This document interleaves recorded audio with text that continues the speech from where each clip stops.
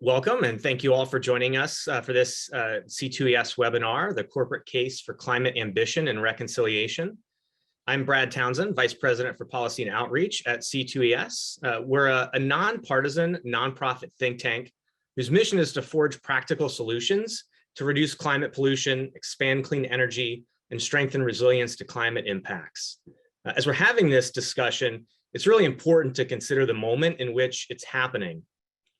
As we sit here, leaders from around the world are currently in Glasgow for the 26th Conference of Parties, or COP26. And in the lead up to that event, we saw a slate of new emission reduction targets from the US, the EU, Japan, South Korea, and a number of others. And of course, that reflects the reality that global ambition is rising, at least in part because we're already seeing the impacts of climate change in our communities. Last year in the US alone, we saw a record 22 climate-related disasters that were each at least $1 billion in terms of damages and costs, roughly totaling $95 billion for last year alone. For its part, Congress is now considering two bills with critical implications for the nation's direction on climate and energy. The Build Back Better Act, which is moving through reconciliation, and is the primary focus of our conversation today, that includes targeted investments in our nation's low carbon future, as well as a bipartisan infrastructure package that would also make key investments in the resilience and prosperity of our communities, along with a range of other climate priorities. The Build Back Better Act would constitute the single largest investment in a low carbon future the United States has ever made. It would include investments across the entire economy, including clean energy, zero emission transportation, industrial decarbonization, energy efficiency, and natural climate solutions, as well as to make critical investments in resilience. The Build Back Better Act would also not only make crucial investments in that low carbon future, but also send an important signal to markets to help leverage the private capital that we'll need. And we'll need that private capital not only to help keep global temperature increase to 1.5 degrees Celsius, but also to create a foundation for domestic industries to compete globally in a low carbon future. And so in this pivotal moment, across a range of industries and perspectives, companies are stepping up to voice their support for climate investments and priorities. We're delighted to be joined today by representatives of 4 companies who've been leading those efforts in the transition to net zero. So I'm going to briefly introduce our panel. We'll get the discussion going from there. So Kyle Gilley is the Vice President of Government Affairs for Carrier Corporation, where he leads the global government relations team, working in the Americas, Europe, and Asia to engage policymakers on a range of energy and climate issues. Tracy Krause is a Director of Government Relations at Cummins Incorporated, where she leads advocacy for Cummins research and technology, military, and power systems business units, focusing on energy, environment, defense, transportation, and budget, legislative, and regulatory issues. Megan Lorenzen is a sustainability manager at Salesforce, focused on the company's energy and climate action work. Megan also leads the company's climate policy program, advocating for policies that will set the world on a path to a 1.5 degree future. And lastly, Michael Mayton is a senior strategist for electric vehicles and energy policy at General Motors, where he led the advanced planning effort for GM's next generation of battery electric vehicles. Mike has also worked all over the world on electrification and strategy projects and is the architect of GM's national zero emission vehicle program. With that as background, I'll also remind folks that you can use the Q&A button on your webinar screen to ask questions. We will proceed through a moderated Q&A after some opening remarks, and then we'll have time for audience Q&A at the end. And so with that background, I'd like to start the discussion with a question that I'll pose to each of our panelists, which is, why does your company support robust, ambitious climate investments in the Build Back Better Act? And I'll maybe turn to Kyle to get us started. All right, thanks, Brad. First, let me say thank you for the invite to participate today. It's great to be able to be on a panel with such companies that are so dedicated to the advancement of climate change. Let me tell you why we are supportive of robust climate provisions. Is that we see ourselves as part of the solution. We are a global leader in healthy, safe, sustainable, and intelligent building and cold chain solutions, which means that we offer quite a bit when it comes to reducing the impacts of climate change. 40% of all energy that is generated is used by buildings. And within the building envelope, 40% of that energy goes to things like HVAC systems, which Carrier is known for, since Willis Carrier invented their air conditioning. And so we see ourselves as bringing a solution on the building side. We also see ourselves as bringing a key solution on the cold chain development side in emerging markets.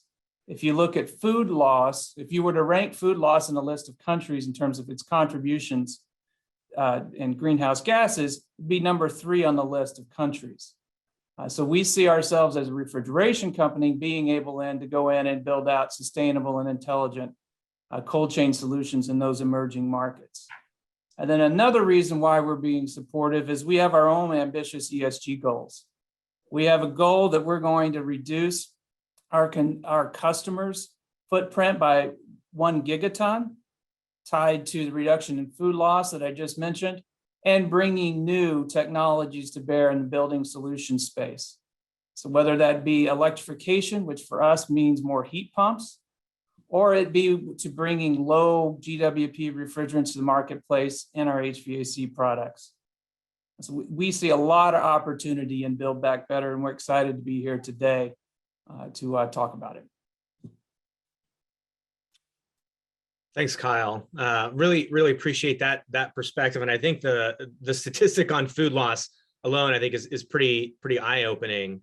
I think we'll next turn to Tracy to see if you had some thoughts on that. Thanks so much, Brad, and thank you guys for having me here today.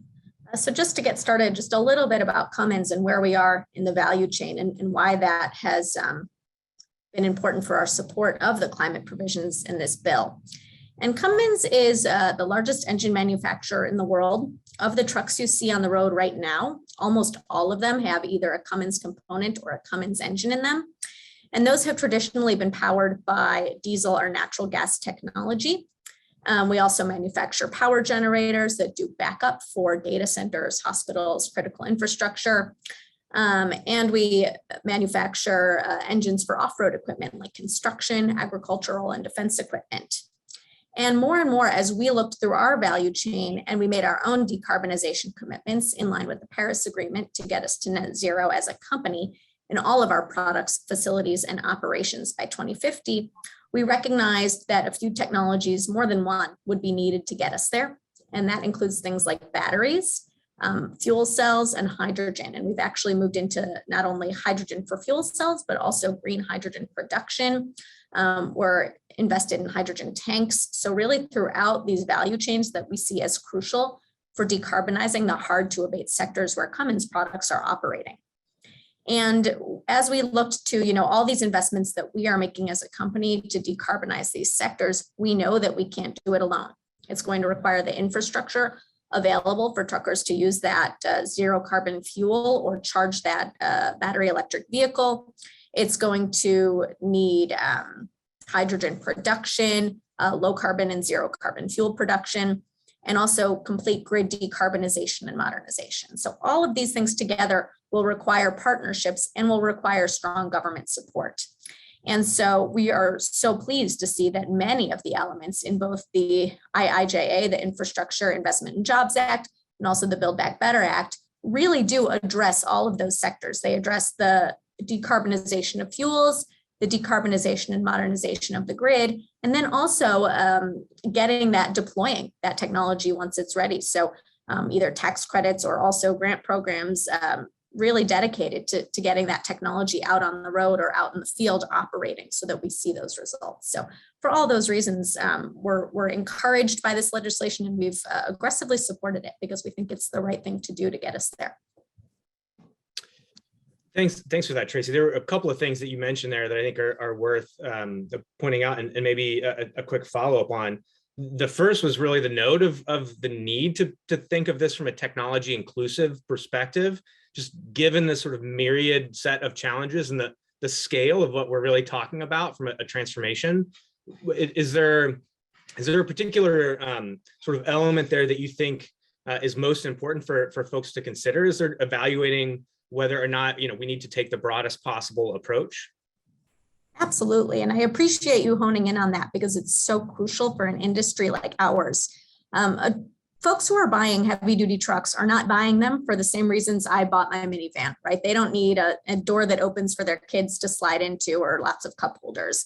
These are economic decisions that they're making, and these are vehicles that are necessary for them to conduct their business. And so that might include different elements. A forklift is going to require a different operating mode or different properties than a crane, than a Class 8 long haul truck going across the country. And the access to infrastructure that each of those has is going to be inherently different just based on the routes they're going or what they're doing. So we do see that there's going to, some of those applications will need a really energy dense fuel like hydrogen, also relatively light, and so that you can still carry a significant payload like long haul trucking. An intercity bus that recharges in the same place every night really makes a lot of sense for a battery application where you can just charge. But then, of course, we need that grid to be decarbonized. And then some other things that are operating in remote locations or, might not even have access to hydrogen or battery electric charging, consistent, reliable charging. Low carbon fuels will be really important, especially in this, next decade, 15 years, to start decarbonizing now and get some of those, we call it carbon compound interest, right? Really accruing those benefits because we don't have the tons to spare. And so it will require, we see that energy diverse or that technology neutral policy to really accelerate deployment in all of those areas. Great, thanks for that, Tracy. So I'll turn next to Megan on that sort of question of why Salesforce has been so vocal on this particular piece of legislation. Yes, and thank you again for having me. This is already a great group of speakers. Love all the comments shared thus far. And I think we can all agree the world is in a climate crisis, and it's one of the most urgent issues facing humanity today. And really, to prevent global temperature rise from exceeding that 1.5 degrees C, we know it's going to require a transformation at an unprecedented scale, more than any of us can accomplish alone, be us a country or a company or an individual. But the reality is that most companies like ourselves, we started our climate journey focused within our four walls, thinking about how we can reduce our emissions. And while this is important work, it's just the beginning of the journey. It's no longer enough for any of us to only think within our four walls, because we cannot succeed as a company and say, yay, we hit our climate target when the world falls short on the global goal. And so that's really challenged us to rethink our definition of success as a company and align that to the global goal of a 1.5 degree future, which requires us to really drive that systemic and durable change. And that means we need enabling policies from our governments that are really about reorienting our entire economy and ecosystem around a 1.5 degree future.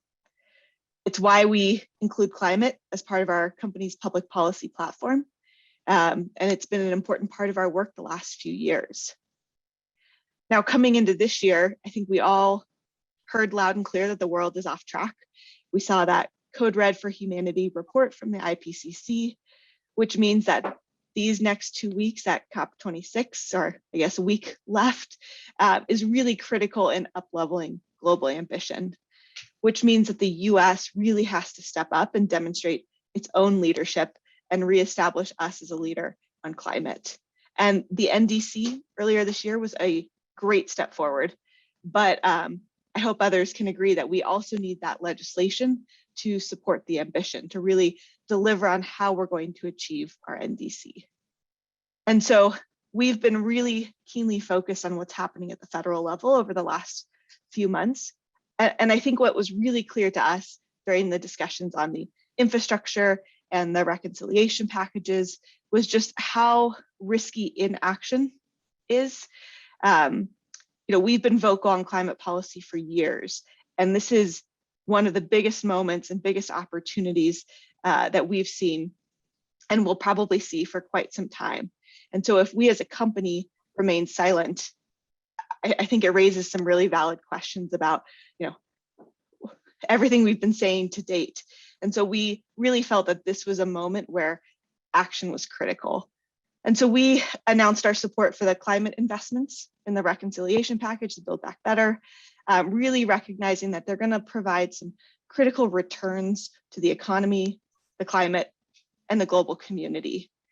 And I think we want to make clear that our support wasn't just for Build Back Better, it was also for good climate policy in general. So we also talked about some of the climate elements in the bipartisan infrastructure package. And there are lots of elements across both of those packages we could talk about. Some of the items in Build Back Better we were particularly excited about were the SEP when it was in, the tax credits and the investments in transmission to really help the US transition to a 21st century electricity grid and get us on track for that 80% reduction in electricity grid emissions by 2030.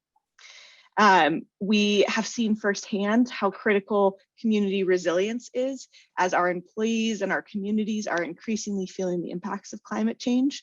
So the investments in coastal restoration and resilience projects and in conservation and forestry management, wildfire recovery, all of those are really critical elements to the package that we were excited to see and support. And then of course the Civilian Climate Corps and the potential to create hundreds and thousands of jobs to help fight climate change. And I think what's really exciting is you've seen a ton of corporates now step forward to also vocalize their support for those climate provisions, which now more than ever, we need everyone's voice to step up.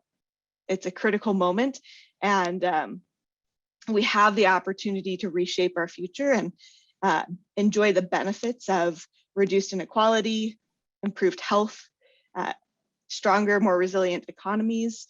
So just thrilled to see so many other corporates join us in this conversation, and we'll keep our fingers crossed over the next few days and weeks.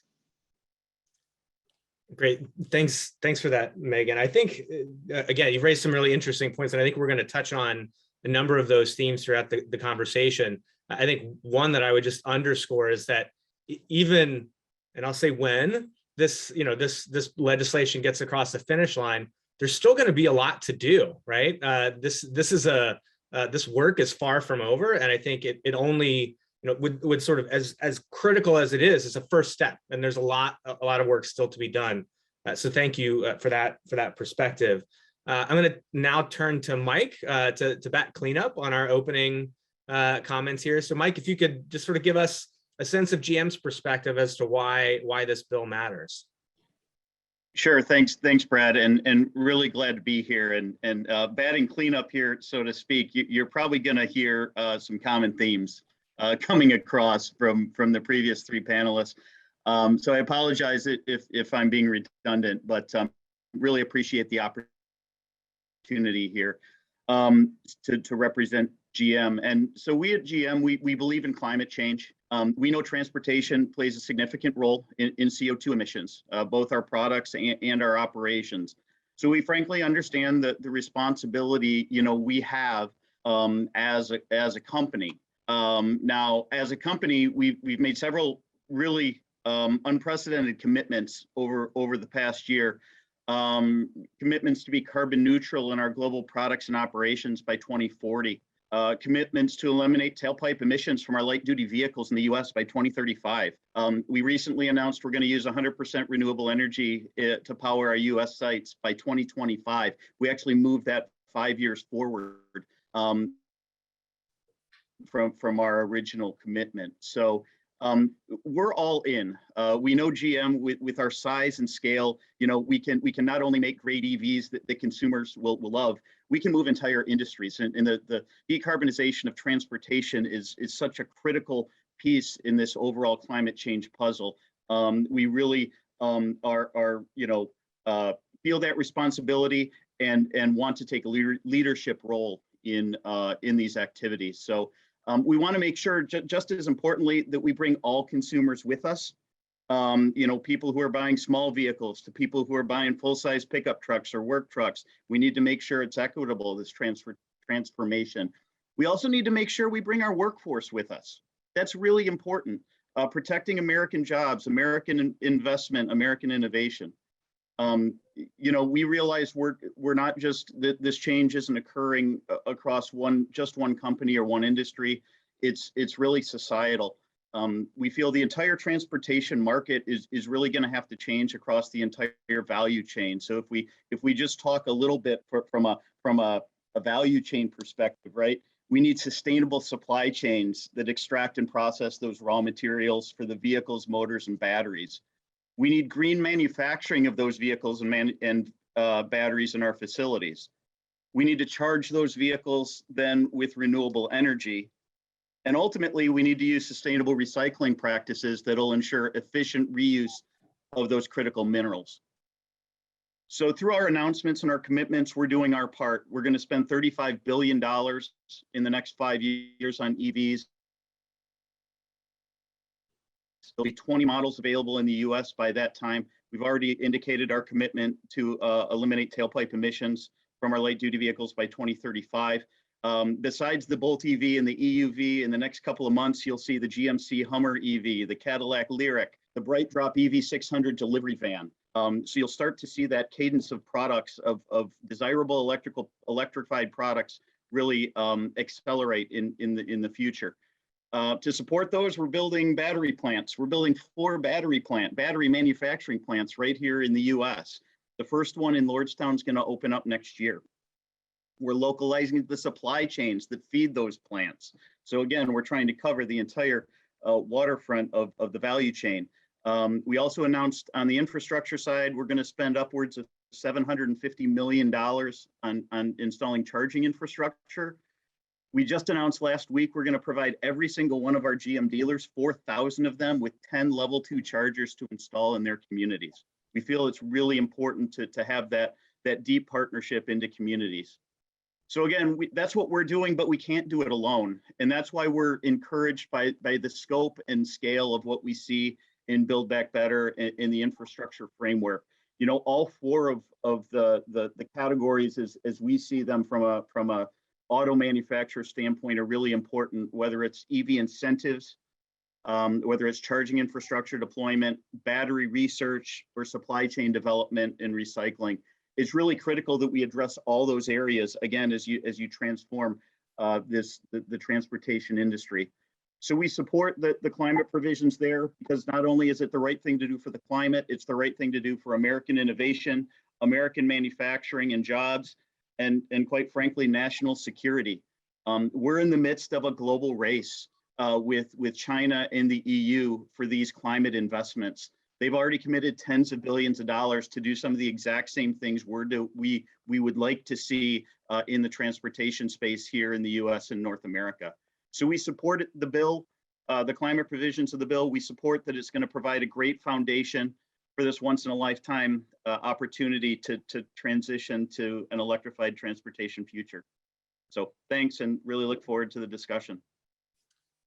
Thanks for that, Mike. And again, I'll pick up on something, and I think there are some themes that we'll cover throughout the remainder of the hour here, but something you mentioned in particular about that cross-sectoral sort of collaboration and the need to really try to think about the linkages between sectors. I think it reflects something that Megan mentioned as well. I'm just sort of curious, and this open to anyone, but maybe I'll pose it to Mike first. So are we seeing progress on that? I mean, I'll selfishly note, like C2ES, our Business Environmental Leadership Council, has a number of companies from a variety of sectors, and we're seeing some interesting collaborations start to happen in that sort of space. I'm curious if you're seeing encouraging signs on that front. I think we are, and I'll just use as an example in the infrastructure space.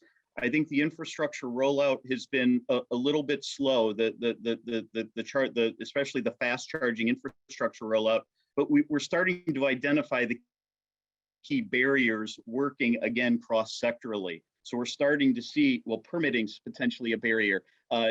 Electricity generation and distribution and again, it's going to require local and city and state authorities about land use. It's going to require utilities. about installation. So this cross-sector approach, I think we're seeing encouraging signs that everybody gets that it's a cross-sector approach. I guess that's the point. And we're looking at figuring out so what is, now that we've identified the barriers, what are the potential collaboration points that we can get to really accelerate the transition.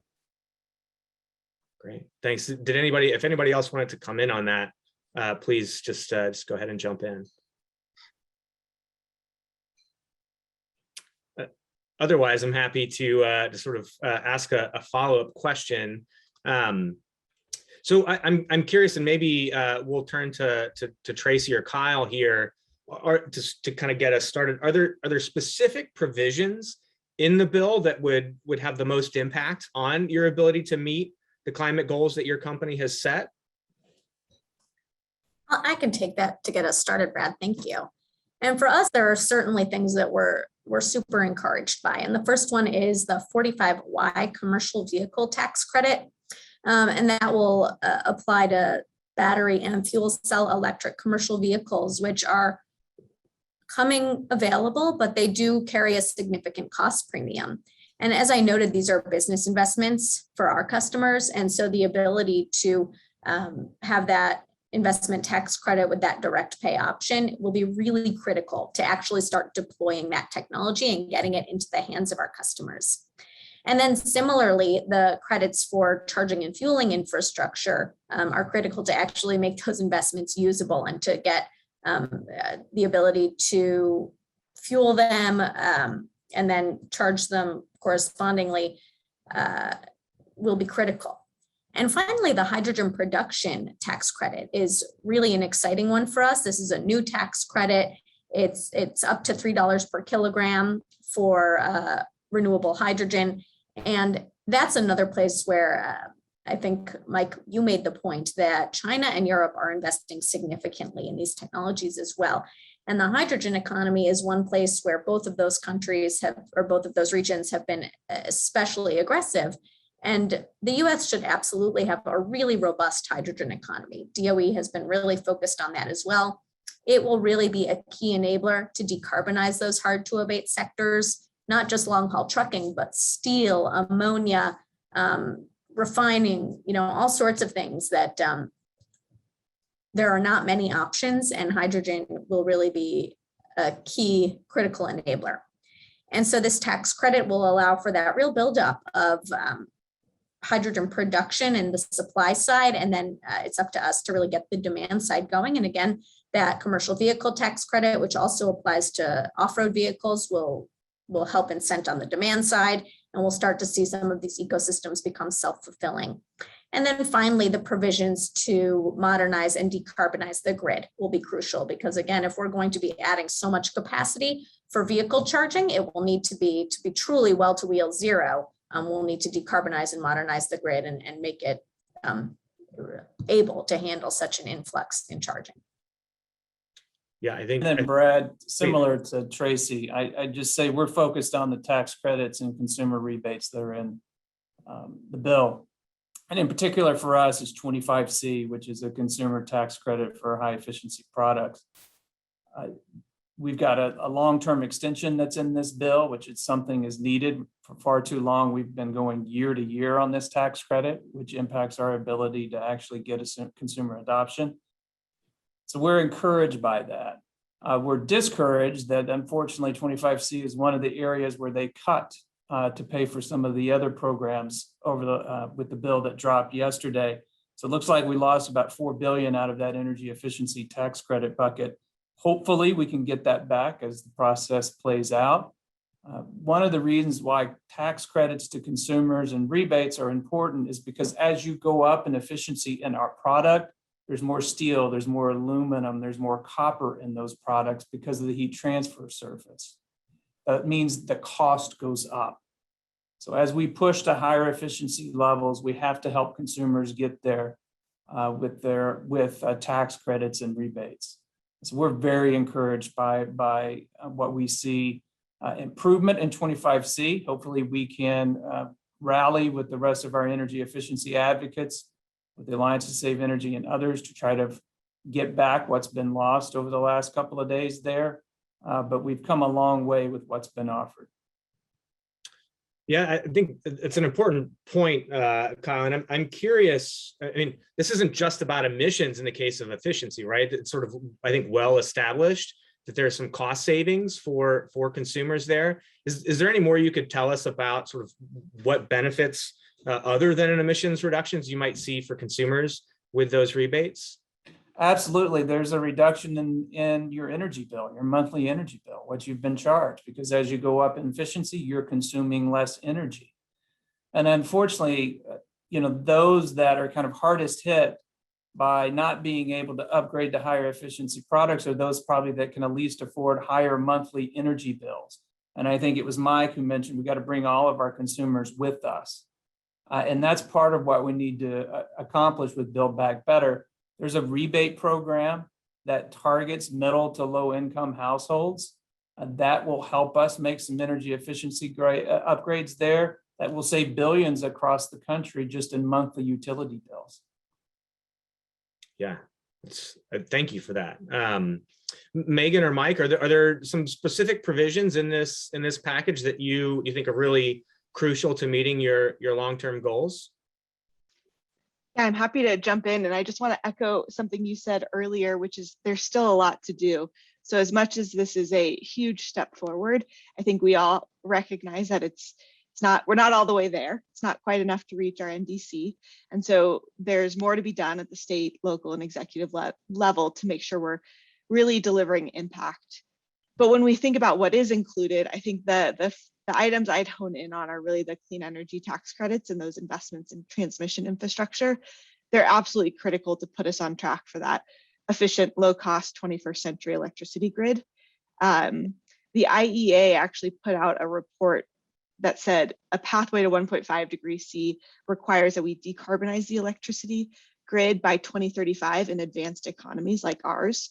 And so those provisions, the tax credits, the transmission investments, et cetera, there's quite a bit packed in there, should still deliver a decent amount of reduction by 2030. I think one of the recent reports I saw was it was still in the 60 to 70% reduction range, even without SEP. So that's great news. And grid decarbonization is a core part of our climate commitments as well. So we were really excited to see that there's still potential for significant progress, knowing that that is a critical linchpin to the 1.5 degree pathway. Yeah, I think that the tax credits here are really a workhorse, right? In terms of driving emission reductions.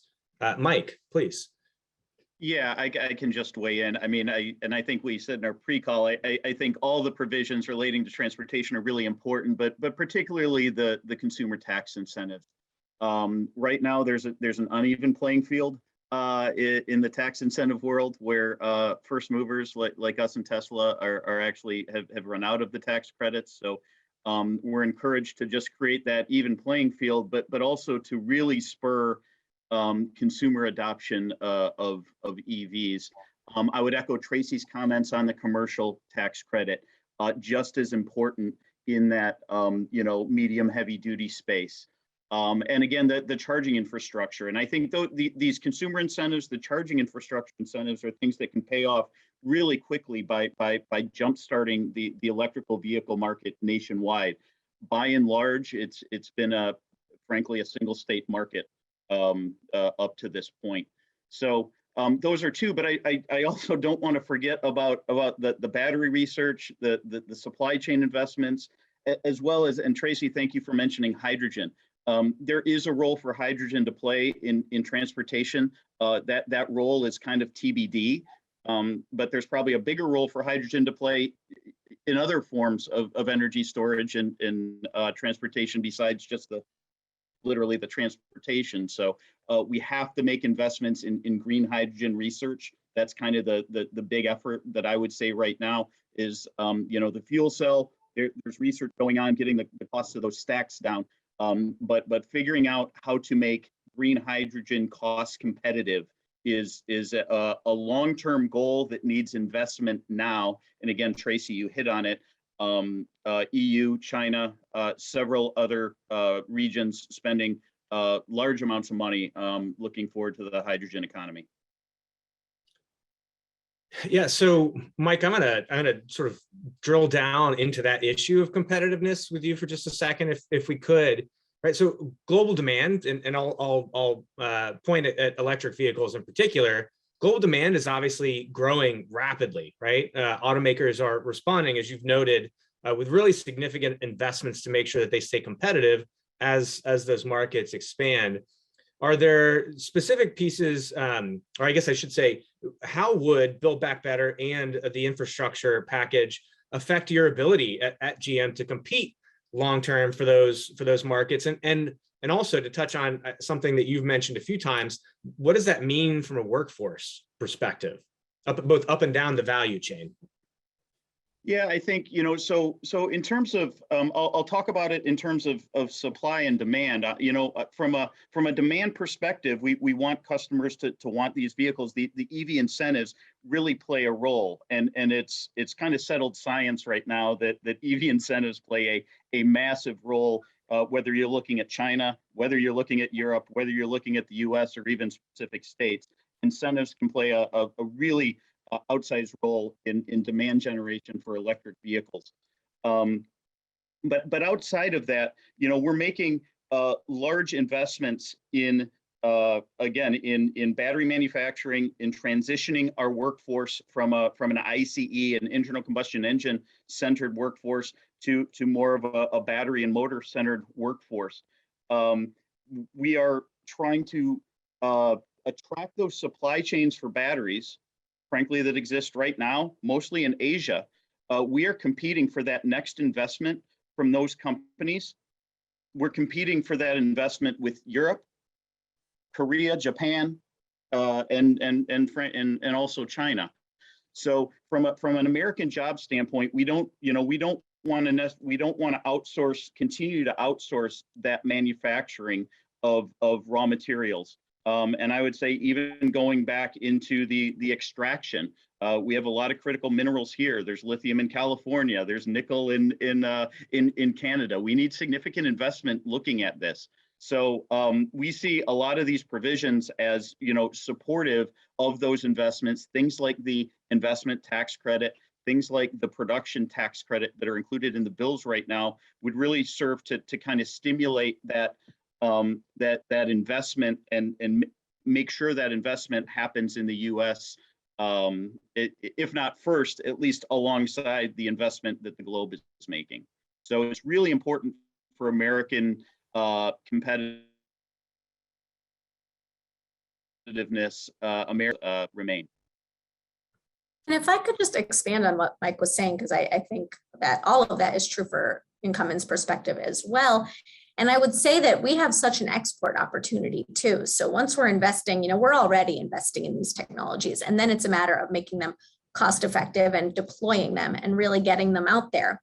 And we should be doing that in the US. And when we're successful doing that here, we can export that technology abroad. And that helps, as we all know, emissions are not, they don't care about geographical borders. And to the extent that we're able to invest in these technologies with the world-class US manufacturing, labor, talent, and then export those technologies globally to countries that will also be investing in them, I think that's a really successful recipe for US success. And so to the extent that we're looking at what barriers might be in place around that, certainly tariffs make that harder. And so something that I think to really complement all the impressive investments and work in the Build Back Better Act, really looking at some of those barriers to trade and barriers to export, I think would be a really, that would be very effective and would go a long way. So I would just be remiss if I didn't mention the importance of thinking of that entire economy in terms of investment and export. I think that's a great point, Tracy. And of course, there are lots of export opportunities potentially on the table here. Energy efficiency technologies, certainly among them. And I think there's been a lot of discussion, and I think a general sense, right, that efficiency is kind of the low-hanging fruit here when it comes to decarbonization. But still, and I think, as Kyle mentioned earlier, upfront costs can really still be a barrier for a lot of folks to be able to do things like heat pumps, which was mentioned, which can obviously save some folks money in the long term. Are there some other pieces in this package, Kyle, that would really sort of help to boost efficiency and reduce emissions in the building sector, which frankly is maybe a little bit overlooked in these discussions? I think I mentioned it earlier, but there's some consumer rebates in here, particularly around electrification, which again, for us means moving people away from furnaces or fossil fuel burning appliances to what we call heat pumps. So there's some promise there. I think there's a total of somewhere just under 12 billion in the bill today dedicated to that. And I think of that, almost 4 billion is for low to middle income households. And again, the ongoing benefit of reduced utility bills for those households if they are able to upgrade. So that's one thing I would point to on the electrification side, which really drives new technology for us. So we've made a commitment as part of our 1 gigaton ESG goal to invest $2 billion in R&D in this area to deal with building technologies and cold chain solutions. And we think a lot of that R&D is going to be focused on electrification. For those of you that live in the Southeast, you're probably familiar with heat pumps. Your house likely has one and it works well for you. But for those of you like myself, up to a year and a half ago, that lived in South Dakota, heat pump technology is not the greatest with what's on the market today. So one of the things we're doing is we're partnering with the Department of Energy on what they're calling a cold climate heat pump. So we'll be able to roll that out. That's a technology we'll be able to roll out nationwide. And use them as effectively in places like South Dakota as South Carolina. Great, thanks for that. I'm gonna just remind our audience that you are able to ask some questions through the Q&A function there. And one of those questions from the audience here that I'll open up to the group is really about the responsibility that the private sector has to engage in advocacy around climate issues. What do you think that responsibility is? And I'll open that to anyone who wants to take that first. Well, I think Tracy said earlier that public-private partnerships are going to be key to getting us to where we need to be. And we agree with that at Carrier. And this bill brings us a long way in that direction with making those investments. We were happy to be on with 16 other companies here recently with a letter that was sent up to the Hill supporting the climate provisions. We think it's important. Brad, you're doing it today with this webinar to show that the corporate world is supportive of moving forward with these climate provisions to build out those public-private partnerships that are going to be important. Of those 16 companies, we had, I think, 4 competitors on there. So that kind of shows our industry sees the promise in this. It's not just a global leader like Carrier, it's other companies in our industry that are also supportive of moving forward. We think the burden is high for companies to step in and be promoting and moving forward with things like Build Back Better and the investments the bill makes. Great. Anyone else want to chime in there? Yeah, I think that this is Mike. Sorry, Tracy. I guess I look at our responsibilities is we're on the front lines. We companies, General Motors, we're talking to consumers every day about what they need to see in order to make the transition to an EV. And we've asked them for the last 10 years. And I can tell you that the interest is climbing, but we know the barriers, right? We know it's about a battery that can go 300 or 400 miles that doesn't break the bank. We know it's about infrastructure that is at least perceived as ubiquitous. We know it's about charging infrastructure and multi-dwelling units. So, we think we have a good handle on some of the consumer barriers. And on the supply side, we're on the front lines talking to these multinational corporations that are selling us the lithium and selling us the cobalt and selling us the nickel. And we're asking them to invest in the US. And we're trying to we're talking to them about the incentives that are being offered by other countries for that investment. So we're on the front lines and can really understand and articulate, to the public domain, what some of these barriers are and what kind of assistance, what kind of role the government can play in really accelerating this transition. So I agree with Kyle. I think we have a really big role to play in terms of helping all the stakeholders really understand. We all know what's at stake. I don't think that's necessarily up for debate. I think what's key are the barriers and the priority and whose responsibility those barriers are. But let's first identify the barriers. And we think the Build Back Better plan, the BIF do a pretty nice job of addressing kind of a broad scope of those barriers. Mike, I'll just echo what. Go ahead, Tracy. Just super briefly, I'll echo everything that's been said, and I'll add for Cummins, we have sort of two thrusts of why we think it's so critical to do our advocacy on climate and these provisions. One is that Cummins operates with a stakeholder model, meaning that our purpose of a corporation is to improve our communities in which we operate and the communities in which our products are sold. And so part of that is addressing climate change as this, critical issue of our time. And the second is, of course, that at Cummins, we have thousands of engineers who are studying our industry and technologies every day. And so we really think we can be a resource to government in sharing how these products are operating, how these technologies are evolving, and how they can be used to address these problems. So we view our responsibility as investing in all of these technologies and solving problems to really be partners with governments, with NGOs, with anyone who wants to on how we can solve these problems together. I'll just round out really fast. Kyle, I think you hit the nail on the head with your example earlier about a letter that you joined with a number of your competitors. And I think that's what's really unique about the sustainability field. This is one of the few places where traditional competitors are coming together and working together to advance the solution, because we recognize we can't get to the finish line alone. Otherwise, we've failed. And so we're coming together to share learnings, build the right ecosystem, create working groups that can scale solutions together. And so with all of our policy work, we're constantly asking ourselves, how can we bring others with us? So whether it's a webinar like this, where hopefully there are some folks on the call who are thinking about how they can do more with their own climate policy programs, or maybe start one for the first time, or how together we can collectively bring a louder voice to the Hill. So I just have to say, I think, Kyle, that's one of the most critical points and opportunities with this field.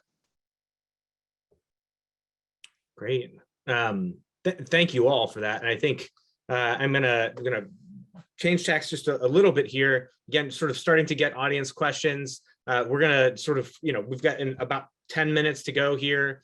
So please go ahead and enter those questions into the chat. We're getting several questions actually about carbon pricing. And whether or not it should be supported in the package, included in the package, and sort of where folks are. I'll maybe direct this towards Tracy, but what are your thoughts about carbon pricing in this package? Thanks, Brad. And I think that's a great question. Cummins does support carbon pricing being included in the package. We're still supportive of the package regardless, but we think carbon pricing would be really a critical component to really bringing this energy transformation to fruition. And part of that is because it's a really efficient way to imbue that social cost of carbon into the decision-making. Like I said, in our industry, these are purely economic decisions being made when they're choosing a technology. And in order to really, allow for the externalities to be brought into the system and for those technologies to be evaluated, apples to apples, a carbon price is an efficient way to do that. And then what it also does is it encourages those investments through the fueling, through the grid, all those places that decarbonization needs to occur. If that price is economy-wide, it's an efficient mechanism in which to really ensure that we are decarbonizing every aspect of the economy, and then doing it in a way that maximizes our resources so we can get the most benefit in the shortest amount of time. So absolutely, we would support the inclusion of carbon pricing, and happy to answer any more questions on that. Yeah, I think one of the elements there, because I think, we have been long on record in support of market-based approaches like carbon pricing. And I think one of the often overlooked values there is that it is not necessary. It's never going to be a silver bullet, right? And it's not sort of intended to be, but what it does by aligning those incentives is to really create almost a gravitational field, right? It sort of moves all of the other policies in the right direction and makes all of them more effective because they're operating alongside market forces instead of in competition with them. So I think that's a really great point. Anyone else want to speak to pricing in this package? Yeah, I'm happy to. Oh, go ahead, Megan. Sorry, you go first. I'll be quick. Don't worry. I think, overall, we're supportive of the pay-fors for the climate provisions. We really recognize that the cost of inaction is quite a bit higher than the cost of action. And obviously, there have been a number of mechanisms discussed on how those pay-fors might be structured. And we have long been on record in support of a well-designed price on carbon. And Tracy, you said it beautifully. A carbon price is really one of the most efficient and cost-effective ways to achieve those emission reduction targets. And we really feel that technology neutral, market-based approach allows businesses like ourselves to innovate and really determine what the most efficient way is to reduce emissions. But I appreciate, Brad, your comment that it's not a silver bullet. It's not the one-stop shop for climate policy. It's part of a package of solutions. So I think just to wrap, Salesforce, very supportive of a well-designed price on carbon. Once you get into the details, I think that's where it gets really fun and exciting, but we won't go there today. Mike, did you want to come in there too? Yeah, I'll just echo Megan and Tracy's comments. We're in support of carbon pricing, again, recognizing that it's not a silver bullet. Obviously, details matter.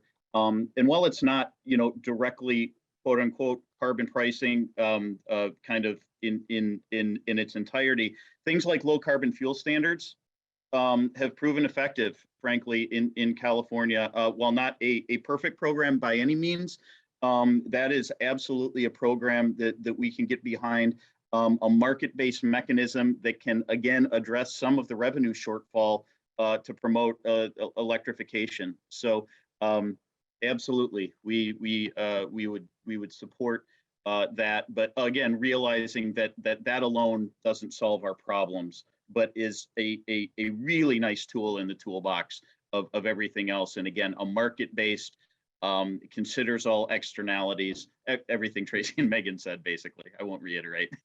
Thank you. Thanks.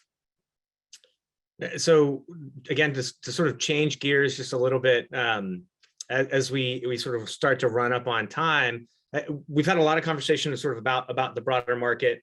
We've talked a little bit, and a few folks have mentioned sort of the need to look inward and make sure that companies are sort of managing their own footprints. Megan, I know Salesforce has really leaned into procurement and sort of making sure that they're dealing with those Scope 1 emissions. In fact, this year meeting the goal to purchase 100% of your electricity from renewable sources. I'd be curious if you could sort of share with us how policy or the lack of policy has really impacted your ability to meet that goal, and also how do you think about procurement in a system that's as integrated as the power grid? Yeah, it's a great question. There's a lot to unpack there. And first of all, I'm just going to take the moment to celebrate. Yes, we hit 100% renewable energy this year. We have been on this journey since 2013, so very exciting milestone. And for us, this means purchasing renewable energy equivalent to the amount of electricity we use to power our global operations on an annual basis. But it really has been a journey, and our approach has transitioned over the years as we've learned from experience and from others. So our ultimate goal here is to decarbonize the electricity sector. And we want that clean and renewable energy future where our homes and offices are powered around the clock with clean and renewable energy. And so we've really shifted how we think about our procurements to not just think about the context of our 100% renewable energy commitment, which is an interim target. We want to think about how those procurements are going to help advance grid decarbonization, because not all projects are created equal. Some are, better able to deliver economic, social, and health benefits to the local communities and to the clean energy transition, while others don't do quite as well. And so we think a lot about both how our projects can ensure that we realize the full benefits of the transition to clean energy, but also that policy environment. So there are two critical sides to this coin. So one is there an enabling policy environment that allows procurements to take place? And then on the flip side, we also want to think about, is there already an enabling environment where clean energy is on a good path? Or is this a region that needs the boost, that needs the help of procurements to push the transition along because those policies are lagging? So we think about both as we consider where and how we should procure renewable energy. And we've shared a lot of that in our More Than a Megawatt paper. If anyone here is deep in the renewable energy space, I highly recommend the read. But honestly, I think the bottom line here is the 100% renewable energy target is an interim goal. And if we're really trying to achieve grid decarbonization, it's going to take a suite of tools. It's engaging with utilities, infrastructure modernization, policy advocacy, like what we're doing here on Build Back Better, and so much more. And so it's really one of those big, hairy, audacious goals that we recognize we can't achieve grid decarbonization alone, but we're trying to pull all those different levers to get there. Thanks, Meg. I think that's a really great point. And one thing, sort of recognizing we've got just a couple of minutes left here, so maybe tee up a final question for everyone if we want to, sort of aim for a 30-second answer on this one. But a theme that has come up, I think, repeatedly here is really the importance of an enabling policy environment to be able to drive the kind of private sector investment at scale that we need. Are there any thoughts that you might underscore on that particular point as we wrap here? And again, I'll tee that up to anybody who wants to take that first. Well, I can say, I think these policies are critical for all of us as businesses, but the other thing that they do that is so crucial is convey the seriousness, not only to global governments, but to the investment community, so that as these decisions are being made and as projects are getting funded, that there's this widespread recognition that the US is serious about addressing climate change, and that there's a long-term commitment to these technologies. And so I think that that signal that it sends beyond just the importance of each specific provision, and there are many that we care deeply about, and getting them written in the right way, and the specifics of course matter, but as a greater signal to the global community, as we're seeing in COP, to the investment community, to NGOs, to everyone, to say businesses care about this, governments care about this, and we are all walking in the same direction, I think is absolutely critical and a real benefit of this legislation. So I'm really excited about it. Thank you. Yeah, Kyle, I just highlight in my last words, and it's something that Megan said earlier, is the real work is just beginning. So for things like the consumer tax incentive, provided it gets passed, that's relatively straightforward. I'm not going to say it's straightforward because there's a lot of discussions with the IRS and things like that. But for things like the infrastructure money or the supply chain money, the infrastructure money is likely going to be distributed to the states.